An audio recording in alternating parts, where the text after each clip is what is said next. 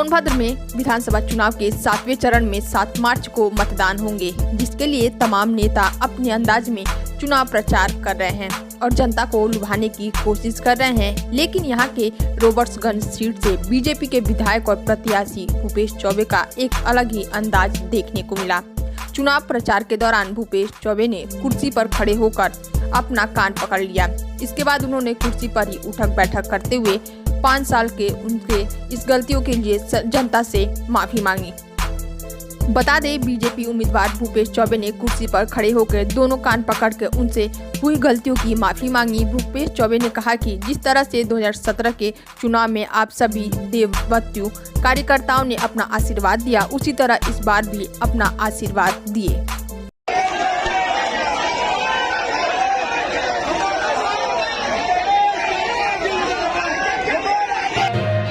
UP के मुख्यमंत्री Yogi Adityanath BJP के 5वें चरण के चुनाव प्रचार अभियान को धार देने में जुटे हैं।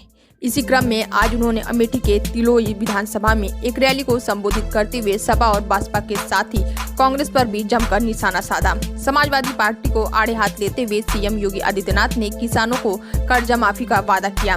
साथ ही अवैध बूचड़खानों को बंद करने की बात का जिक्र करते हुए कहा, हम गौ माता को कटने नहीं देंगे, अवैध बूचड़खाने को फैलने नहीं देंगे। साथ ही किसानों को गौशाला पालने के लिए 900 और 1000 रुपए प्रति माह देने का ऐलान किया भी है। साथ ही उन्होंने प्रदेश में बड़े पैमाने पर गौशाला खोलने की बात कही। संरक्षण के लिए बड़े पैमाने पे गौशालाएं बनाएंगे, हर गौशाला को ऊर्जा के साथ जोड़ेंगे।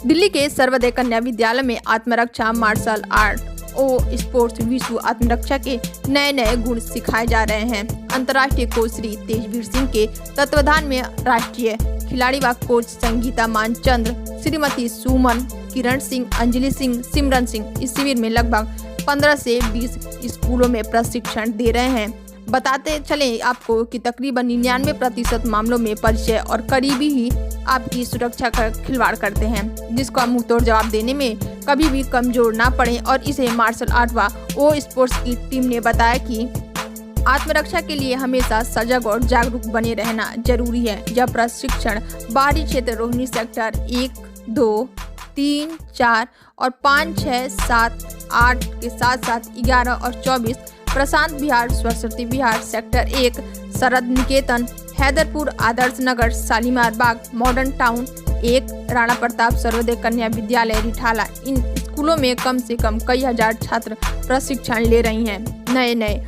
गुण सीख रही हैं।